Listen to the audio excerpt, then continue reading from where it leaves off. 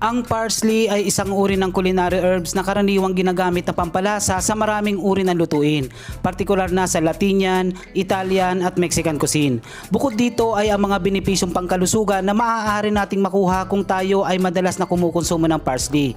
Bagamat ito ay maaaring itanim sa anumang buwan ng taon, nagtatanim ako nito sa garden simula Nobyembre hanggang Pebrero dahil sa mga buwang ito kasi mas malamig ang klima na akma naman para sa parsley.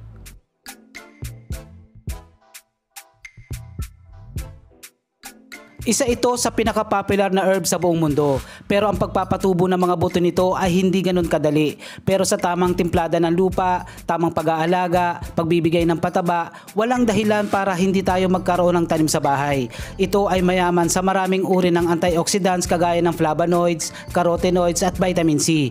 Bukod dito ay nagtataglay din ng vitamin A, vitamin K, folate at potassium. Nakakatulong din ito sa magandang kalusugan ng ating buto, nagpapaganda ang lagay ng ating paningin, ng ating puso at may mga katangian na maaaring malabanan ang sakit na kanser.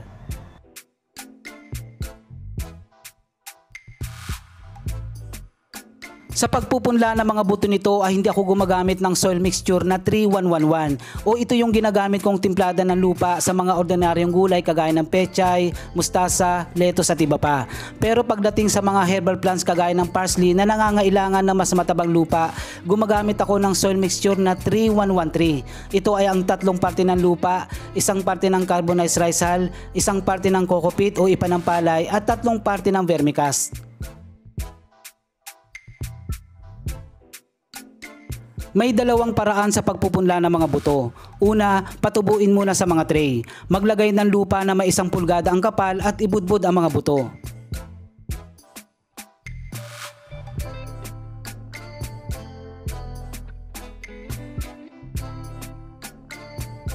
Tabunan bahagyan ng lupa at regular na diligan kung kinakailangan. Ano ang ibig kong sabihin sa diligan kung kinakailangan? Iba-iba ang klima ng bawat lugar at kung ang lugar nyo ay sobrang mainit, ibig sabihin madaling matuyo ang lupa at kapag tuyo na ang lupa, saka magdilig. Kung ang lugar nyo naman ay malamig o laging makulimlim, maaaring hindi mo kailangang magdilig araw-araw.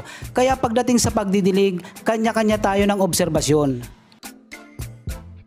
Pagkalipas ng 8 hanggang 12 araw, ang mga buto ay tutubo na. Ang isa pang paraan ay ang pagpupunla ng mga buto sa mga maliliit na container.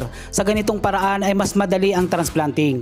Pero kung ayaw mo nang magsagawa ng transplanting, ang mga buto ay direkta nang itanim sa mas malalaking container o paso. Pero sa ganitong paraan ay maaaring magresulta sa pagsisiksika ng mga dahon kapag malaki na. Pero okay lang yan. Ang kailangan lang ay regular na mag-ani ng mga dahon.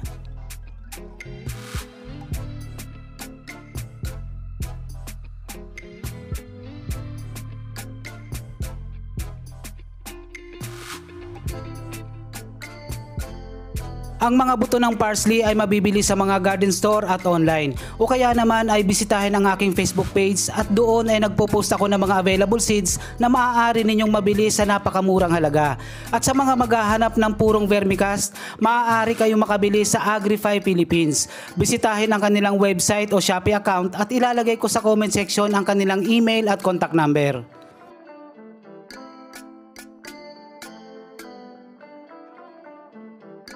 Magtanim ng gulay sa bahay dahil walang pinakamasarap, pinakasariwa, pinakaligtas at pinakamasustansyang gulay kundi ang ating sariling tanim. Ito po si Kuya Don at maraming salamat sa inyong panonood.